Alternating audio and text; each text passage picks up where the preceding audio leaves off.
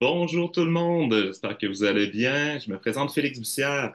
Je travaille au pôle des entreprises d'icônes sociales de la région de la capitale nationale et je vous souhaite la bienvenue. Bienvenue à cette seconde activité de la série Changement de cap, qui est une série de conférences et de panels dédiés à la transition socio-écologique. À savoir qu'il y aura d'autres activités de la série qui sont à venir dans la prochaine année, donc c'est le début d'une série de différentes conférences. On vous invite à vous abonner à l'infolette de la série Changement de cap pour rester informé. D'ailleurs, je fais tout de suite la petite annonce de la prochaine activité. Elle va se dérouler vers le début octobre. On n'a pas la date officiellement tout de suite à vous annoncer, mais ça va être sur le thème de la transition intérieure. Donc, on va parler d'éco-anxiété, d'éco-psychologie, d'éco-spiritualité, d'autres thèmes en lien avec la transition socio-écologique. Avant de débuter dans notre sujet d'aujourd'hui, j'aimerais remercier les différents partenaires là, qui permettent cette série possible. Je nomme le RRESS, le Réseau de recherche en économie sociale et solidaire, la Caisse d'économie solidaire des Jardins, la collectivité Zen de Québec et trois pôles d'économie sociale, donc le pôle d'économie sociale du Bas-Saint-Laurent, le pôle d'économie sociale de l'Estrie et le pôle d'économie sociale d'Achaudière-Appalaches qu'on nomme la Tresca. Donc, savoir qu'il y a 22 pôles régionaux d'économie sociale au Québec qui sont là pour le développement de l'économie sociale. On vous invite à suivre particulièrement la page Facebook du pôle d'économie sociale de la capitale nationale pour suivre tout ce qui se passe dans l'économie sociale et également connaître nos différents événements qui s'en viennent. D'ailleurs, un autre événement à venir, le Lab Créatique Québec, qui va avoir lieu les 29 et 30 mai. Cette fois-ci, c'est un événement en personne. C'est un laboratoire d'innovation sociale sur la transition socio-écologique. Donc, 2 jours ici à Québec, dans Saint-Roch, pour faire avancer vos projets collectifs en lien avec la transition socio-écologique. Alors, voilà pour les petites annonces d'ouverture. On est maintenant prêt pour entrer dans notre sujet d'aujourd'hui. Un titre que plusieurs ont trouvé intriguant. Je vous le répète, Inventer demain, nouveau récit, solarpunk et post-capitalisme. Alors, j'inviterai notre animateur d'aujourd'hui, Luc Audebranc. Est-ce que tu es là? Oui, je suis là. Ça va bien? Donc, ça va très bien. Écoute, c'est vraiment le titre le plus funky d'une présentation, d'un panel, d'un webinaire. J'ai très, très hâte. Ouais, ça s'annonce super intéressant. Alors, Luc, ben, je te laisse l'animation pour la suite avec nos trois intervenants d'aujourd'hui. Donc, bonjour tout le monde et merci d'être là pendant votre heure de lunch et pour les autres d'être là à regarder le webinaire plus tard dans le confort de votre foyer. Aujourd'hui, donc, on va parler de transition socio-écologique. On sait que la transition socio-écologique est en marche au Québec. Elle est en marche, mais elle est un peu lente. Un rythme qui n'est pas aussi rapide qu'on le souhaiterait. Et parmi les questions qu'on se pose, c'est comment mobiliser les gens au-delà d'un discours et de données qui sont alarmistes, parce qu'on en voit plusieurs, mais comment réussir à les mobiliser pour agir dans cette transition-là. Donc, plutôt que de miser sur la peur, pourquoi ne pas miser sur le pouvoir de l'imaginaire, sur le pouvoir de l'imagination pour aider les gens à se projeter dans un futur où la transition aura lieu et où on pourra vivre ce qu'on appelle dans un espoir actif. Donc, pour réussir à faire ça, comme c'est un sujet que je ne connais pas autant que j'aimerais connaître, ben, avec l'équipe des pôles, on s'est dit, ben, alors, invitons des gens qui font ça dans leur quotidien. Et donc, j'ai 3 personnes qui ont accepté de venir nous présenter leur point de vue, leur perspective sur le sujet. Et on va commencer par une petite présentation rapide de ce que ces 3 personnes ont à nous dire avant d'aller dans un panel un peu plus interactif pour conclure par des questions qui pourront provenir de la foule en délire que vous serez à la fin de ces présentations. Donc, euh, on a décidé que je n'allais pas décrire le pédigré des personnes, mais que j'allais les laisser se présenter une après l'autre pendant leur présentation. Donc, on va voir d'abord Peggy Henry, ensuite Julie Desjardins, et on va compléter ça par Jimmy Paquet-Cormier. Donc, voici les 3 personnes qui vont nous accompagner pour la prochaine heure. Et on a décidé qu'on allait commencer par Peggy Henry, qui est responsable de l'accompagnement aux collectivités zen chez Chemin de Transition. Donc, Peggy, je te laisse commencer et partager ton écran si tu le désires. Merci beaucoup pour cette opportunité puis ce panel-ci, effectivement, que c'est probablement le titre le plus funky auquel je participe. Donc, justement, je m'appelle Peggy Henry. Moi, je suis de Chemin de Transition. Chemin de Transition, c'est un projet de l'Université de Montréal qui vise à outiller des organisations et des collectifs pour qu'elles puissent réaliser leur propre transition socio-écologique. Fait que moi, depuis les 2 dernières années, ben justement, j'accompagne les collectivités zéro émission net, donc collectivités zen. Fait que c'est des collectifs à différents endroits au Québec qui veulent, qui se disent, on va pas attendre que les gouvernements bougent. On va mobiliser tous les acteurs qu'on peut sur notre territoire pour atteindre la carboneutralité. Bien sûr, mais dans les respects des limites planétaires, puis avec une plus grande justice sociale. Fait que c'est ambitieux, mais justement, c'est dans le thème. Et puis, aussi, maintenant, depuis peu, j'accompagne d'autres groupes pour l'adaptation au changement climatique. Et là, accompagner comment? Ça, à Chemin de Transition, on utilise une méthode prospective pour réfléchir et planifier les changements sur le long terme.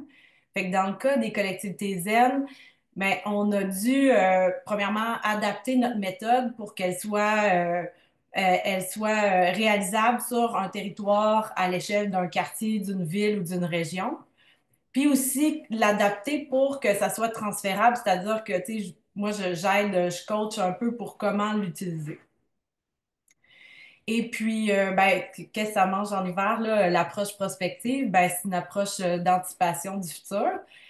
Euh, c'est pas si simple de se projeter dans le futur parce que, tu sais, tous les êtres humains, on a une fascination pour ça, là, l'avenir, donc ça nous intéresse, mais on a tendance des fois à penser en ligne droite, puis à se baser sur des éléments qu'on connaît du passé ou du présent pour les extrapoler, puis s'imaginer que ça va être ça le futur. Mais en fait, tu sais, c'est qu'il y a beaucoup de choses qui sont pas prévisibles, qui sont difficilement prévisibles dans le futur. L'avenir est par définition incertain. Fait que c'est là qu'on, c'est nécessaire de faire appel à l'imaginaire pour sortir des tendances. Fait que, dans le fond, fait que ça, c'est la présentation. Puis si on embarque là, on s'en va vers les récits. Mais juste avant de vous dire qu'avec notre méthode, on propose d'élaborer des trajectoires de changement. C'est un peu notre nom, le chemin de transition, justement. Fait que le but, c'est de passer du présent à un futur souhaitable à long terme. Mais avant de tracer ces chemins, puis identifier des actions à mettre en place, il faut identifier ce futur souhaitable-là. C'est ce qu'on appelle aussi la vision collective. Fait que c'est l'étape où on anime plein d'ateliers de discussion avec une diversité de participants. Puis pour faire discuter les gens, on utilise des petites histoires avec des personnages. Fait que c'est, dans le fond, c'est euh, des moments dans la vie de certaines personnes qui habitent un futur plus ou moins lointain. Nous, on travaille à l'horizon présentement 2050-2060, fait que l'espace d'une génération. C'est des récits qui sont ni idéalistes, donc on n'est pas complètement dans le positif, mais on n'est ni cauchemardesque non plus, parce que, tu sais, dans le fond, on veut montrer différentes possibilités du futur, puis de déclencher les discussions. Et là, c'est là que je vais vous partager mon écran. Donc, c'est ça, comme ça, c'est des exemples qui ont été publiés là, de récits qui ont été écrits pour la collectivité Zen de Québec. Donc, je vais vous lire juste un petit extrait du récit, du premier récit. Donc, ça se passe le 15 octobre 2050. Clac! Ali est sorti du centre communautaire avec fracas. Même s'il pleut des cordes, il préfère prendre l'air seul en attendant la navette électrique dans laquelle il a réussi à réserver une place pour retourner chez lui. ce qui veut dire qu'il a plus de 2 heures à tuer. Il marche vers le lac Saint-Charles. Le bruissement des gouttes sur la surface l'apaise un peu. D'habitude, Ali adore participer aux assemblées publiques, même si elles impliquent à l'occasion des discussions corsées. Le traditionnel repas collectif qui clôt ces rencontres permet de diminuer les tensions et de raffermir les liens entre les participants. Mais Ali n'a pas voulu y prendre part tellement il est en beau maudit. Fait que je vais m'arrêter ici pour l'instant, mais je vais vous donner plus tard le lien si vous voulez poursuivre, si vous êtes curieux d'avoir la suite. Fait que c'est pour dire que par collectivité, par territoire, on écrit 3, 4 récits euh, pour avoir une diversité justement de futurs. Ces récits-là, ils sortent pas juste de notre tête. Ils sont basés sur une méthodologie bien connue qui s'appelle l'analyse morphologique. Fait qu'il y a vraiment une base scientifique. Il y a beaucoup de recherches qui se trouvent en arrière des récits qu'on écrit, mais il y a quand même une partie d'imagination. Puis, fait que là, tu sais, c'est vraiment, on utilise ces récits-là pour mener les discussions. Fait que les participants, durant l'atelier, vont être amenés à discuter de ce qu'ils aiment ou ce qu'ils n'aiment pas dans le récit, mais aussi de discuter de dilemmes qu'il y a par rapport à des enjeux futurs. Parce que dans le futur, avec la transition socio-écologique, on sait qu'on ne pourra pas tout avoir. On ne peut pas continuer à vivre sur la même trajectoire avec justement la croissance économique, la même abondance, si vous voulez, économique et en même temps aller vers moins de consommation, etc. Fait que, il y a des choses à décider. Fait que c'est ce qu'on amène à discuter dans le récit. Puis d'ailleurs, comme vous le voyez dans l'extrait que j'ai montré, ben, juste dans le paragraphe, il y a des choses que probablement que vous trouvez intéressantes, puis d'autres pas dans ce futur-là. Mais nous, c'est la vision collective qui est positive. Parce que les avis qui sortent des ateliers, ça nous permet d'élaborer ce futur souhaitable-là pour la collectivité. Dans l'exemple que je pourrais vous montrer je le lirai pas non plus, là, mais on a la vision de la collectivité Zen de Québec que vous pouvez trouver publiée également. Fait que là, c'est là qu'on va dans ce qu'on veut vraiment. Fait que ça commence un réel pouvoir d'agir collectif. Fait qu'on parle de la ville de Québec en 2050, à quoi elle ressemble, pour faire rêver. Parce que là, c'est à cette partie-là qu'on souhaite susciter de l'enthousiasme envers l'avenir. On veut mobiliser les gens. Parce que les récits et la vision collective, c'est pas des fins en soi. Il y a d'autres étapes après, comme je vous avais mentionné. Fait que nous, on cherche à tracer un chemin pour se rendre à cette vision du futur souhaité-là, puis aussi faire un plan d'action collectif à court terme, donc des actions concrètes que différentes personnes, différentes organisations peuvent faire pour avancer dans cette trajectoire-là. Fait que pour terminer, ben, c'est pas un récit, mais je vais quand même vous montrer voilà, un exemple de trajectoire avec des changements long terme. Ça, c'est une de celles de la collectivité de Laval-Zen. Fait que, qui ont établi leur vision collective, puis c'est c'est ça, les grandes étapes pour s'y rendre. Alors, voilà, je passe maintenant la parole à la prochaine personne. Merci beaucoup, Peggy, pour cette première présentation. On va maintenant céder la parole à Julie Desjardins, qui va nous présenter sa perspective. Julie, tu es Oui, là? bonjour. Moi, je suis Julie Desjardins. Mon métier a vraiment pas rapport. Je suis professeure de mathématiques à l'université. Et en fait, j'ai toujours eu deux passions, l'écriture et les sciences. Là, en écrivant de la science-fiction, j'arrive à combiner les deux. Et je suis dans les récits, mais dans un imaginaire plus grand, avec on construit tout un univers. Et la particularité de mon roman, c'est que je suis la première personne au Québec qui s'est identifié comme écrivant du solarpunk. Donc, je vais aussi vous raconter qu'est-ce que c'est que le solarpunk. Et je vais vous montrer une petite présentation en même temps. Donc, vous voyez? OK. Donc, quand je dis science-fiction, parfois des gens sont effrayés par le mot science-fiction parce qu'ils s'imaginent des vaisseaux spatiaux et des martiens. Mais oubliez, oubliez ça, c'est beaucoup plus large que le space opéra. Anticipation, euh, dystopie, post-apocalyptique, les sous-genres sont innombrables et chaque époque a ses thèmes, ses tendances et ses particularités. Notamment, la SF peut être punk, c'est-à-dire contestataire. Voici deux types dont vous avez probablement déjà entendu parler. Le steampunk à gauche est inspiré de l'époque victorienne. Steam, c'est les machines à vapeur, où vivait notamment Jules Verne. C'est des enjeux du 19e siècle, des innovations vieillottes, une uchronie, le futur du passé. Le cyberpunk, lui, qui est représenté par l'image à droite, anticipe un futur proche mais très sombre. Généralement, un régime totalitaire oppresse la classe moyenne et une résistance s'organise sur Internet. C'est une dystopie. J'aime bien le steampunk et le cyberpunk, mais je ne me reconnais pas pleinement dans ces sous-genres, tout en étant contestataire. Ces deux genres sont souvent des mondes cyniques, des sociétés réactionnaires, une oppression à l'ancienne des personnages féminins. Je vais plutôt vous parler de mon type de punk,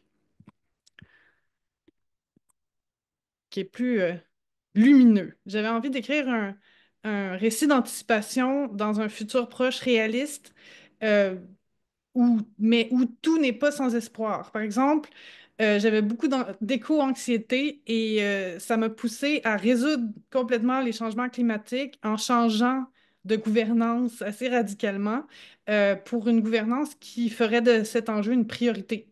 Euh, donc, comme je travaille à l'université, je me suis dit, si les scientifiques gouvernaient, on réglerait ça. C'était un peu naïf, mais j'ai sauvé la planète. Ah, qui sait, en fait? J'ai chargé les scientifiques de la restaurer et j'ai placé l'humanité dans des cités-États pour ne pas abîmer la nature. Mais malgré tout, il reste des problèmes qu'on découvre par les yeux d'une jeune femme privilégiée. Oriane découvre sa cité en se rendant compte que tout n'est pas parfait, en tout cas dans la première partie. Les quartiers les plus pauvres, on doit se passer de technologies psychiques et se débrouiller. Il y a un revenu de base universel, un grand réseau de trams très fréquent et gratuit et un système de rémunération qui favorise l'entraide. Bref, c'est mieux que dans la vraie vie, mais il reste de grands écarts entre les classes sociales. Pourquoi les scientifiques sont mieux payés que le reste? Donc, je disais, mon récit fait partie d'un genre littéraire nommé le solarpunk. Solar, c'est solaire, c'est punk solaire. Se base sur les technologies renouvelables comme l'énergie solaire, éolienne, thermique, les technologies durables. Et plus qu'un genre littéraire, carrément un mouvement politique qui s'est placé sous cette manière. On apporte des thèmes d'égalité sociale, de lutte contre les discriminations, non seulement envers les femmes ou les personnes racisées, mais aussi envers les animaux et la nature. On essaie de rendre le monde meilleur. Bref, le solarpunk, c'est du futurisme plus positif qui refuse de tomber dans la dystopie où tout va complètement de travers, mais on ne se met pas non plus des œillères. C'est pas forcément une utopie, ce sont des protopies, des sociétés alternatives pas encore parfaites qui travaillent dans le bon sens pour s'améliorer. Pour l'instant, c'est un terme connu surtout des férus de littérature, mais j'aimerais voir les thèmes solarpunk, d'énergie renouvelable, d'harmonie avec la nature se démocratiser, qu'il y ait une plus grande diversité de romans solarpunk pour toutes les tranches d'âge. Donc, le mien, c'est jeune adulte, mais les adultes apprécient aussi, parfois. C'est donc, je vais vous parler aussi de sous-genres qui sont reliés au solarpunk. Par exemple, l'éco-fantasy. Là, c'est des récits écologiques, mais avec de la magie plutôt que science-fiction. Il y a climate fiction, où là, on est dans l'action pour régler les changements climatiques. L'afrofuturisme ou l'afro-fantasy célèbre les cultures africaines ou noires. Ici, il y a Black Panther que j'aime bien. Et, ou encore Hope Punk ou science-fiction optimiste, qui sont des récits profondément optimistes. Donc, je voulais vous parler de quelques classiques en solarpunk. Le premier dont je vais parler, c'est Ecotopia de Ernest Callenbach au milieu, dans lequel un journaliste américain visite une Californie séparée du reste des États-Unis pour fonder une société éco-socialiste. D'abord dubitatif, il finit par vouloir s'y installer. Pour être honnête, j'ai pas aimé le personnage principal d'Ecotopia. En fait, je l'ai trouvé un peu détestable. Donc, je n'ose pas vous recommander ce livre, mais mes deux autres exemples sont des vraies recommandations. Chacun ses goûts, hein. Donc, plus récent, à gauche, le roman court Psaume pour les recyclés sauvages nous immerge dans un monde post-capitaliste. Dex quitte son monastère pour découvrir le monde et rencontre un robot sauvage fait de pièces recyclées. Dex et son nouvel ami discutent du sens de l'existence tout en se promenant. Ces deux récits sont très contemplatifs et ma vision du solarpunk est plus active parce que la littérature, pour moi, surtout jeune adulte, c'est pour se divertir, donc il faut qu'il y ait un peu d'action. Je me situe un peu dans l'héritage du manga Nausicaa de la vallée du vent de Hayao Miyazaki, qui est une inspiration pour moi. Vous connaissez probablement les autres œuvres du studio Ghibli. Il y a aussi un film, là, je vous parle du manga. Il y a une grande sensibilité à la nature dans les histoires d'Hayao Miyazaki, en particulier dans Nausicaa. À mon avis, ce manga mérite d'être qualifié de précurseur au solarpunk, même si c'est pas paisible et c'est pas utopique. Donc, pour l'histoire, la vallée du vent est un petit royaume tranquille à la frontière d'une forêt toxique. Le quotidien de la princesse Nausicaa est perturbé par la guerre entre des superpuissances humaines et des insectes monstrueux qui protègent la forêt. Qui sont les méchants? Les insectes ou les humains? C'est un récit de guerre, mais qui comporte un puissant message pacifique et optimiste. Ça donne vraiment envie de s'allier avec la nature, même si on peine à la comprendre. Donc, je reviens à mon roman où Oriane découvre sa cité. Pourquoi est-elle sortie de chez elle pour visiter cette- ce monde différent? Euh, Parce qu'on l'utilise, elle habite à l'université, mais on l'utilise pour espionner les recherches de son frère, qui est scientifique aussi, sur une nouvelle technologie miraculeuse et apparemment très écologique, euh, qui s'appelle les cristaux. On peut les utiliser comme source d'énergie. Mais que sont les cristaux exactement? D'où viennent-ils? Comment sont-ils produits? Et surtout, pourquoi rechercher à leur sujet attire les foudres d'une association criminelle? Je pourrais vous en raconter bien davantage avec plaisir, mais j'ai pas le temps. Je vais devoir céder la parole.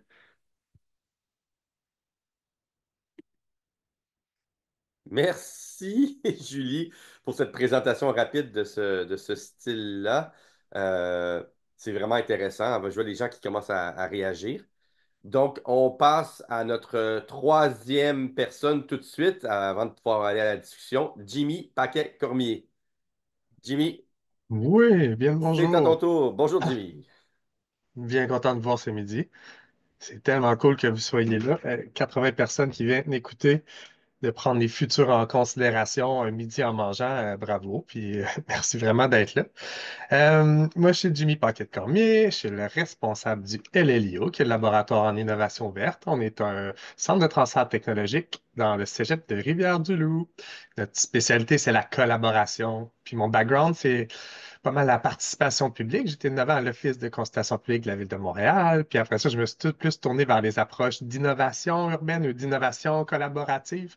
Puis dans ce cadre-là, ben, prendre les futurs en considération sont quelque chose de vraiment important parce que le monde change tellement vite que souvent, du côté de l'urbanisme ou du côté de la planification territoriale, une fois que les plans sont faits pour des dizaines d'années ou au minimum 5 ans, ben, le monde change tellement vite qu'il est presque désuet lorsqu'on le met sur la table. Puis après, il y a tellement d'amendements qui se font, fait que prendre en considération lors de la conception ou de la création des plans, mais aussi des villes ou des objets ou des services, c'est vraiment primordial selon moi.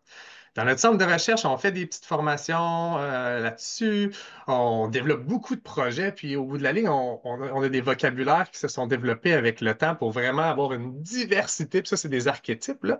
Mais nous, on développe des processus qui sont entre l'exploration et la stratégie. Puis ces types-là, se servent dans différentes professions ou dans différentes euh, champs d'expertise de manière différente. Puis si on va à gauche, ici, vers l'exploration, on a vraiment le design fiction, que l'objectif, c'est de provoquer des discussions critiques avec des objets, avec des artefacts, avec des vidéos. Puis l'objectif, c'est que le monde se dise, waouh, ça va être ça le futur, puis qu'ils en discutent ensemble. Fait que c'est très exploratoire. On a le design spéculatif qui est un peu plus large. Puis le spéculatif, il n'est pas être dans le futur nécessairement, il peut être dans du passé, il peut être dans du présent.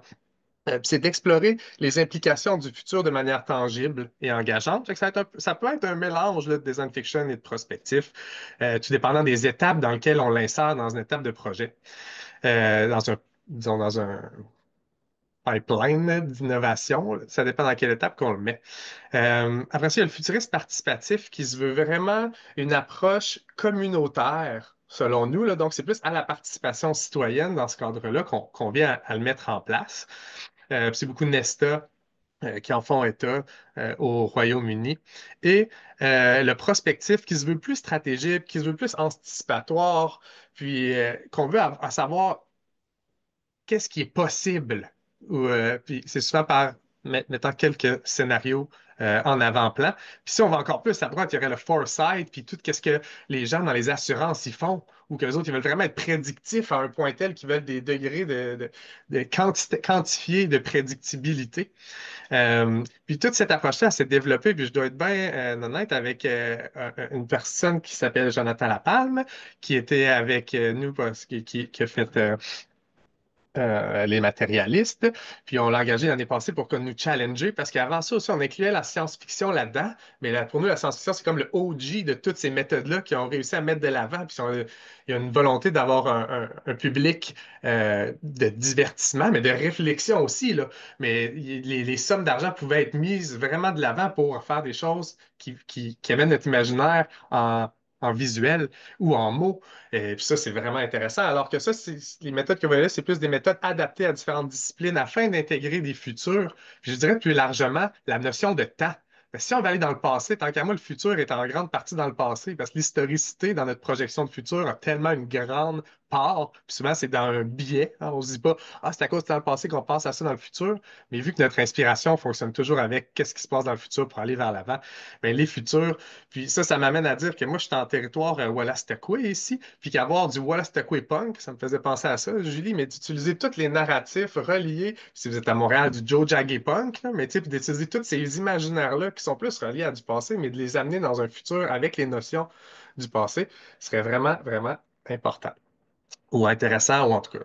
Moi, je valorise beaucoup ça. Puis là, on parle de futur, mais moi, je suis tombé là-dedans dans une école d'été à Ubi Summer School, qui est à Oulu, en Finlande, il y a 10 ans, avec un gars qui s'appelle Mark Shepard. Puis je vais mettre ça pour que vous puissiez le googler. Où l'objectif, c'était de faire une vidéo. Fait qu'on a une semaine pour apprendre comment d'aller faire une vidéo sur le futur, mais avec les données géographiques. Fait que là, il faut apprendre comment les petits Arduino fonctionnent, puis aller les mettre dans l'air, dans la nature, puis essayer de prendre des données géographiques du futur pour les ramener en récit sur le présent, puis voir notre interaction. Puis nous, on avait décidé d'avoir une approche critique sur les données qui ne sont pas juste quantifiées, mais des données sociales.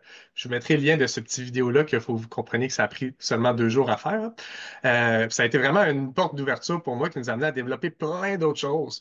Dans le cadre de notre d'une des approches avec un ministère qu'on ne peut pas trop nommer, avec une équipe qui n'existe plus trop. Bon, on leur a amené dans du design fiction à créer des artefacts du futur, mais les amener, autant les directeurs que les chargés de projet, que les gens qui travaillaient dans le ministère, de dire, hey, on fait 14 artefacts, là, des objets, puis vous venez dire qu'est-ce que ça vous amène. Puis ça a fait vraiment une cohésion entre l'équipe qui était vraiment intéressante. Un des artefacts a été un bébé à 4 bras dans le formol parce qu'avec, c'était sur le quantique, parce qu'avec le quantique, les modifications génétiques seront super faciles. Et déjà là, on voit dans les dernières semaines l'utilisation des ordinateurs quantiques en réseau pour faire des choses assez inimaginables. Fait que c'est de mettre devant quelqu'un pour dire, hey, ça va être fait dans un laboratoire, que la propriété de cette pas être humain, mais avec de l'ADN humain, va être propriété de la personne qui le produit. Qu'est-ce qu'on fait avec ça? Est-ce que vous l'autorisez ça? Qu'est-ce que faut que vous mettiez dans vos réglementations pour pas que vous soyez à rebours comme avec l'IA en ce moment, qui sont comme, ah, il faut faire des choses, ça va tout changer notre monde, puis on n'a pas de guidelines. Ah, ben, le quantique aussi, puis la robotique aussi, fait que faut vraiment que les gouvernements se magnent à changer, faire de la, en tout cas, ouais, faire des législations adaptées aux problèmes du futur.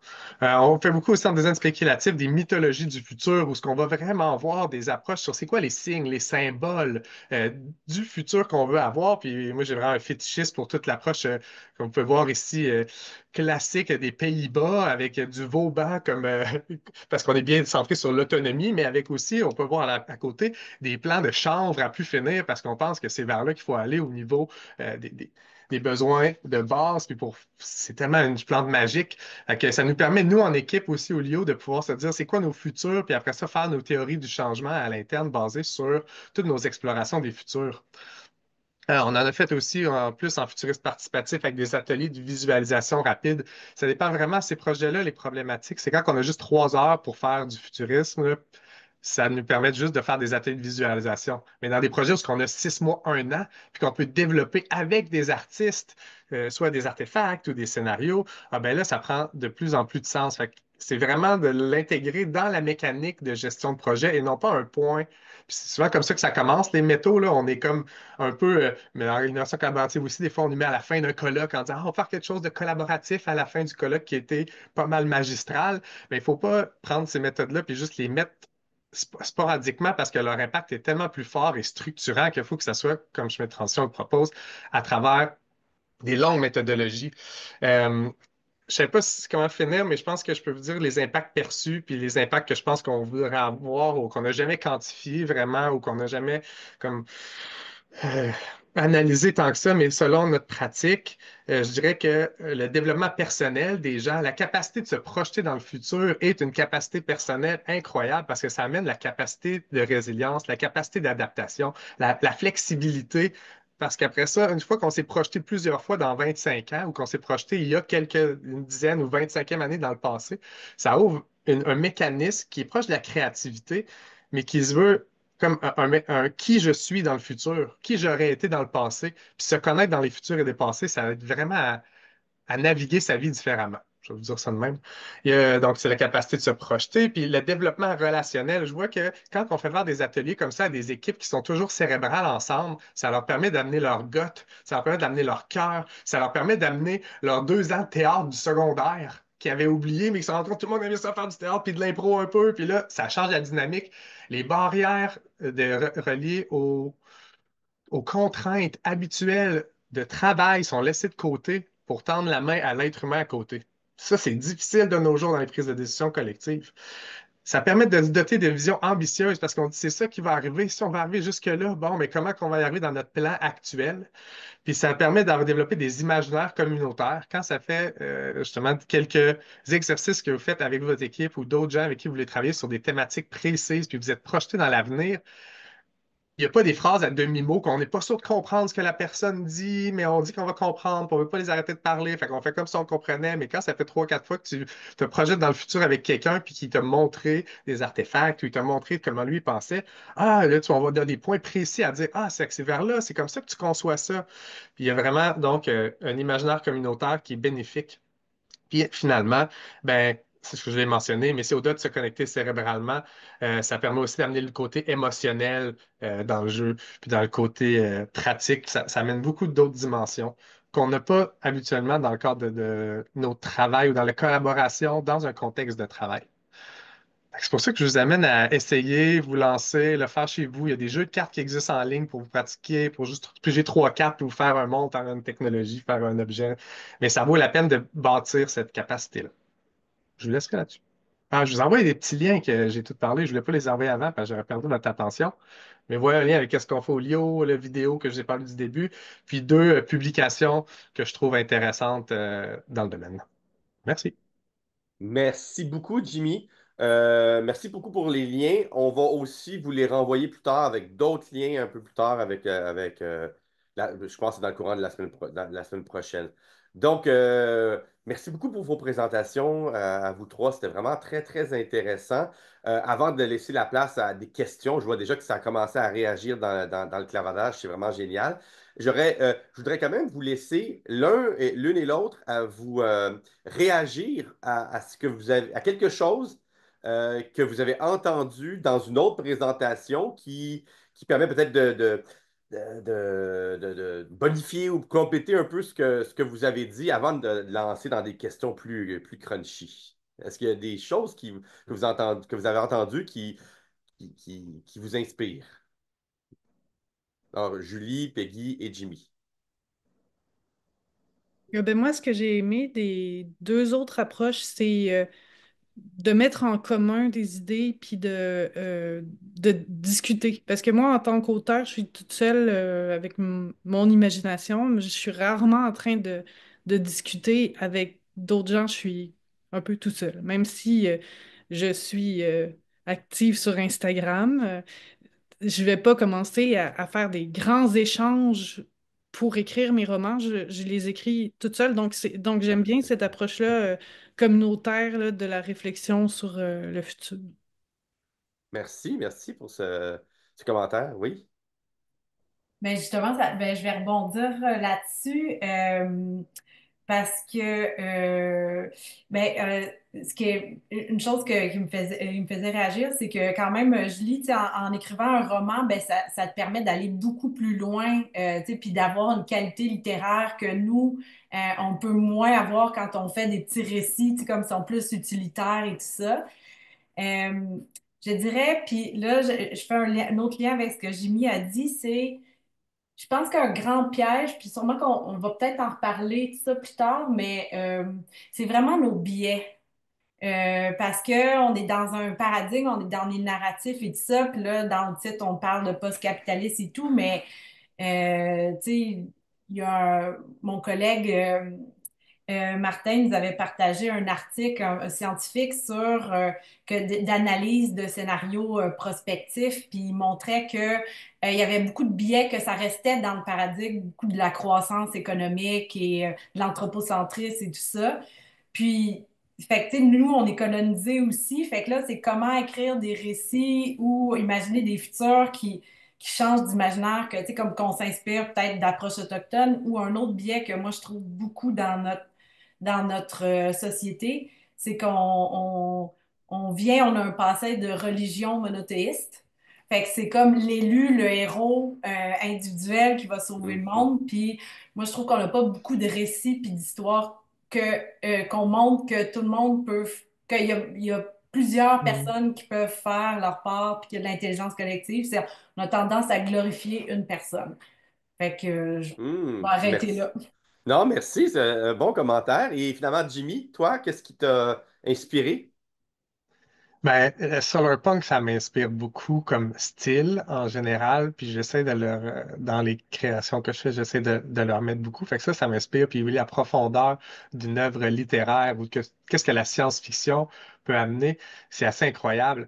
Puis du côté du chemin de transition, je les adore depuis leur début, là. On a travaillé ensemble aussi dans le cadre de Fab Région, puis tout le développement des trajectoires pour moi, c'est la meilleure, le meilleur centre de l'approche ou la meilleure utilité un peu du diagramme que je vous ai monté parce que c'est comme maximiser l'intégration des futurs possibles dans une approche multi-étapes de collaboration. Puis, tu sais, c'est vraiment dur. Il y a tellement de paramètres à manœuvrer dans le cadre déjà d'approche collaborative en soi. Puis là, d'intégrer des postures de futur avec des gens. Puis les scénarios, je pense, c'est une bonne méthode, justement, parce qu'avec les scénarios, on se projette, mais on reste dans le présent, puis on se projette dans le futur. Tu sais, on se dit, voilà les futurs possibles, mais la personne en tant que telle est dans le présent. Fait que nous, on essaie d'expérimenter aussi avec des approches de la personne est dans le futur, puis elle regarde le passé. Fait que le chemin de transition, comme ça, on leur fait un peu de toutes les barres.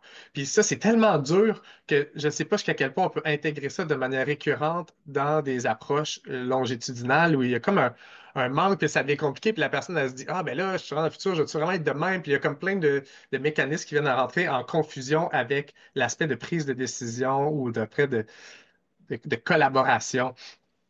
Fait que, ouais, c'est ça que je retiens de ces approches-là. Fait que les deux Merci. sont Ouais. vraiment à l'antipode aussi, mais c'est tellement intéressant de voir la panoplie. Puis le temps que ça prend aussi. Puis moi, ma crainte, c'est que ça soit outil, tu sais, que ça devienne juste un petit outil à ajouter par-ci, par-là, comme parsemé de ça. Mais Mhm. parsemé de ça, on rentre même pas, on n'est pas proche de maximiser les potentiels. Je crois que, ben, Jimmy, dans ce que tu viens de dire, tu commences un peu à répondre à ma question, à ma deuxième question, qui était quelles sont les forces et les limites des approches que vous préconisez par rapport à des discours plus sombres comme la collapsologie, l'effondrement, pour faire avancer les choses en matière de transition. Peut-être que, Jimmy, tu peux poursuivre ton Hmm. idée avec ça. Ben, j'ai parlé des impacts, fait que ça, pour moi, c'est les côtés positifs, qu'ils soient personnels, interpersonnels, puis aussi donc d'ambition pour amener la société ailleurs. Je sens que plus précisément, si on parle de recherches qui ont été faites, euh, là, on a parlé tantôt, on est dans le présent, on regarde le futur, ou on est dans le futur, puis on regarde le présent, mais il y a aussi une troisième méthode qui est d'amener des gens du futur dans le présent. Fait eux sont en personnage. Puis Hmm.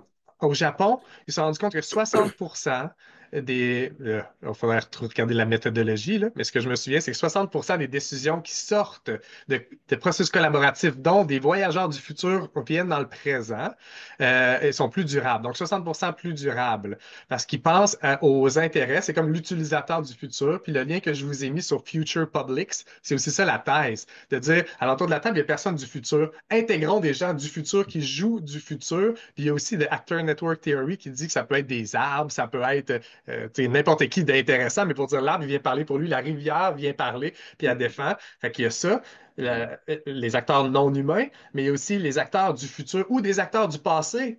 Puis les acteurs du passé ont beaucoup à dire sur l'efficacité énergétique. Avant la première révolution industrielle, là, ils s'arrangeaient avec vraiment peu d'énergie, là.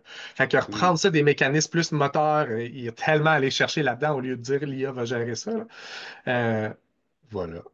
OK, merci. Peggy? Oui, ben, dans les. Peut-être juste rapidement, là, c'est sûr que, tu sais, force et limite de, mettons, de ce qu'on propose versus des discours plus sombres, c'est sûr que d'utiliser on le sait que ça peut être paralysant, puis qu'il y a l'éco-anxiété, puis tout ça. Fait que, tu sais, dans le fond, quand ton but, c'est de mobiliser pour l'action après, ben, t'es mieux de pas, tu sais, d'utiliser des futurs qui sont comme, qui te donnent un peu espoir, tu sais. Fait que c'est un peu parce qu'il faut que les gens, quand ils voient nos trajectoires ou la vision, ils aient l'impression qu'ils ont une capacité d'agir. Tu sais, si tout est décidé d'avance, puis c'est vraiment sombre, tu as juste le goût de plus Mhm. rien faire, puis tout est foutu, là. Fait que je dis pas que tout le monde réagit comme ça, mais je pense qu'il y a, tu sais, quand même, c'est un peu notre approche.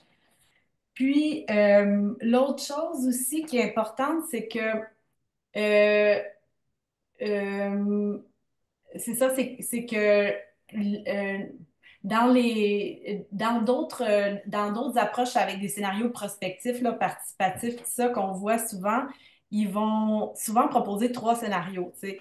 Fait qu'il va y avoir le scénario comme optimiste, tu sais, mais irréaliste, tu sais, comme vraiment c'est qui va dans un sens, puis tu as l'autre scénario qui est vraiment pessimiste et tout ça, puis tu as le scénario un peu plus optimiste que la transition, mais qui est comme un mitoyen, tout ça. Puis là, ils font discuter les gens, mais finalement, souvent, les gens, ben, ils vont rejeter les deux scénarios extrêmes, puis ils vont prendre, nous, on veut pas ça, on veut pas que les gens choisissent un scénario ou un récit, on veut qu'ils en discutent, puis qu'ils construisent leur propre vision. Fait que, fait que c'est ça, fait qu'il faut le construire, mais c'est que ce qui nous est reproché parfois dans notre approche, c'est que on fait pas de sensibilisation. Tu sais, on met des récits à discuter, mais les gens ben, tu sais, disent ben, vous auriez dû leur expliquer en avance c'est quoi, c'est comme Mhm. vers quoi qu'on s'en va, les conséquences des changements climatiques et tout ça pour qu'ils fassent les bons choix, tu sais, en lisant les récits, mais non, on n'est pas là. C'est à d'autres étapes qu'on y va. Fait qu'une chose à la fois. Fait que c'est ça peut-être qui nous est un peu reproché là, dans notre approche. Mm. Merci, Peggy. Julie?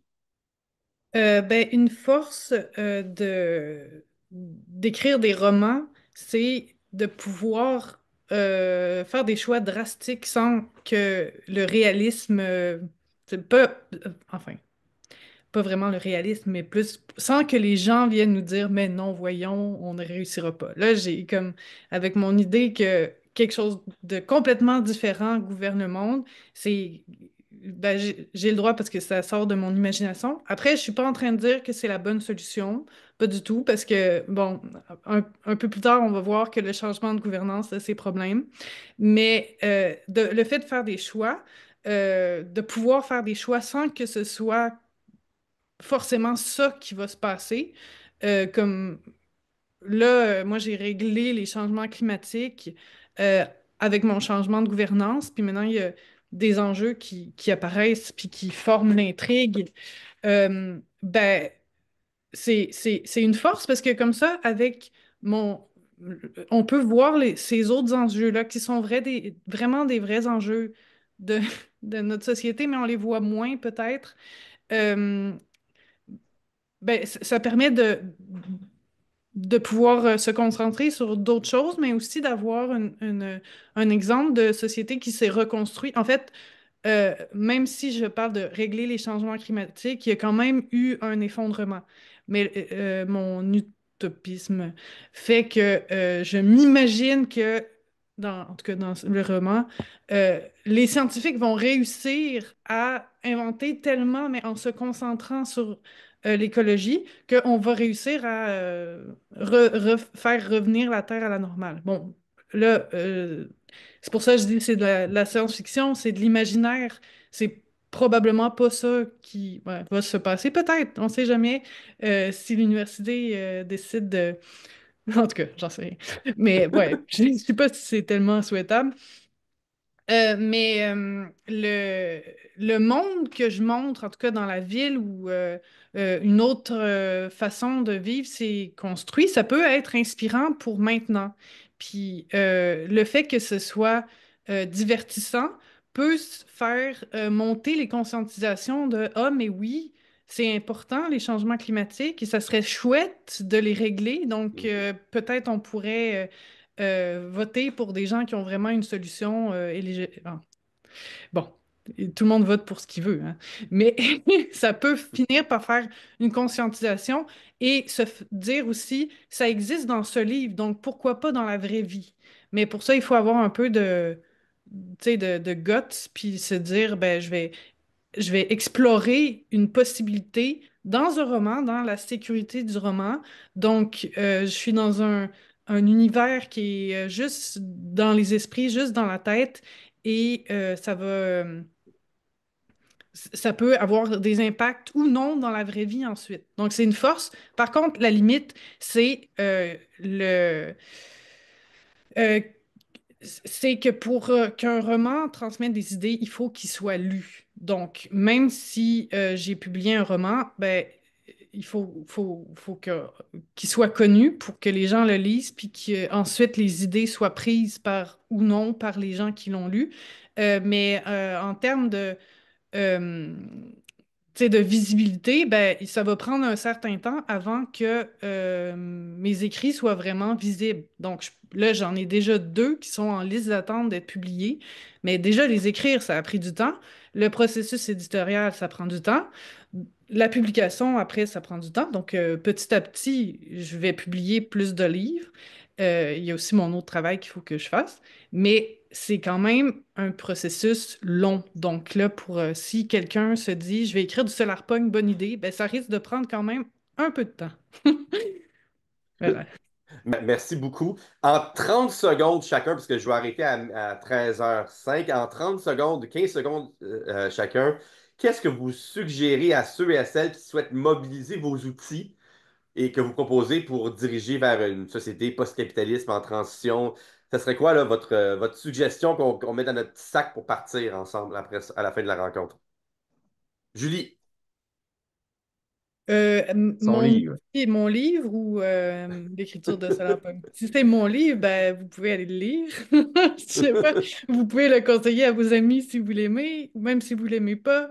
Et vous pouvez le faire lire à des jeunes de l'école secondaire. J'ai une amie dont la fille avait 8 ans et elle a lu mon livre, donc c'est aussi accessible aux enfants. Donc, ouais, ben, c'est ça que j'ai à vous proposer de lire. C'est bien. C'est de la belle publicité, c'est correct. Jimmy? Ouais. Ben, vous pouvez nous écrire à futuralio.québec puis on s'en parlera parce que nos boîtes à outils ne sont pas encore autoportantes nécessairement. Puis c'est tellement du cas à cas. Puis on a développé un processus sur comment développer des ateliers adaptés aux personnes, adaptés au contexte. Fait qu'on est plus dans la mécanique, on est professionnel de la mécanique de la collaboration. Fait que je dirais plus de nous contacter puis on pourra discuter de tout ça. C'est bien. Et Peggy? Ben merci. Ben moi, tu sais, comme toute notre méthode avec les collectivités zen, des récits sont disponibles. On a fait un site web qui a été lancé le mois dernier. C'est parcourscollectivitézen.org. Je vais le partager dans le chat. Fait que vous pouvez voir les récits qu'on a fait, mais aussi, il y a des fiches synthèses qui disent comment on a rédigé ça et tout ça. Fait que, puis comment animer un atelier. Fait que, n'hésitez pas.